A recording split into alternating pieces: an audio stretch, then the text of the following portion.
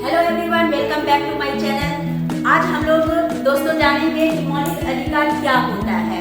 तो आप सभी जानते हैं कि मौलिक अधिकार जो है ऐसे अधिकार होते हैं जो कि प्रत्येक नागरिकों को संविधान के द्वारा प्रदान किया गया है।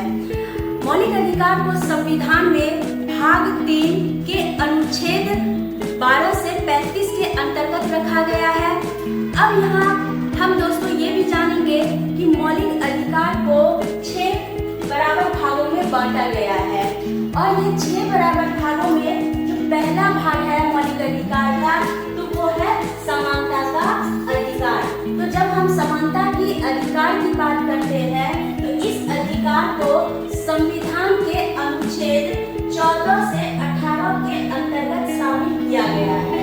ठीक है, क्योंकि ये अनुच्छेद मैं इसलिए बता रही हूँ क्योंकि आप सभी के जो आगामी एग्जामिनेशन है केडीएस का, सीटेट का या जो भी पीसीएस का एग्जाम दे रहे हैं उनके लिए ये बहुत ही क्वालिटी के इम्पोर्टेंट जो होते हैं टॉपिक होते हैं।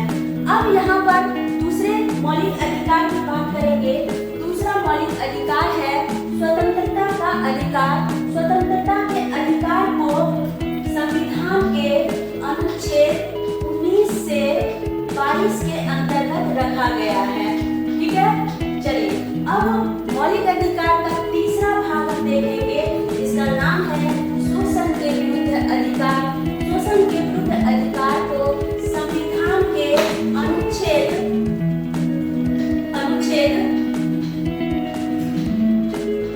23 से 24 के अंतर्गत शामिल किया गया है। उसके बाद चौथे मौलिक अधिकार की बात करेंगे, इनका नाम है धार्मिक स्वतंत्रता का अधिकार। धार्मिक स्वतंत्रता के अधिकार को संविधान के अनुच्छेद 25 से 28 के अंतर्गत शामिल किया गया है। अब बारी आती है पांचवें मौलिक अधिकार की। पांचवा मौलिक अधिकार है संस्कृति और शिक्षा का अधिकार। ये अधिकार जो है ये संविधान के अनुच्छेद 29 से 30 के अंतर्गत शामिल किया गया है। चलिए अब हम अंतिम मौलिक अधिकार के भाग को देखते हैं, जो है संवैधानिक उपचारों का अधिकार, जिसे कि डॉक्टर भीमराव अंबेडकर ने संविधान का आत्मा का जो है दर्जा दिया है।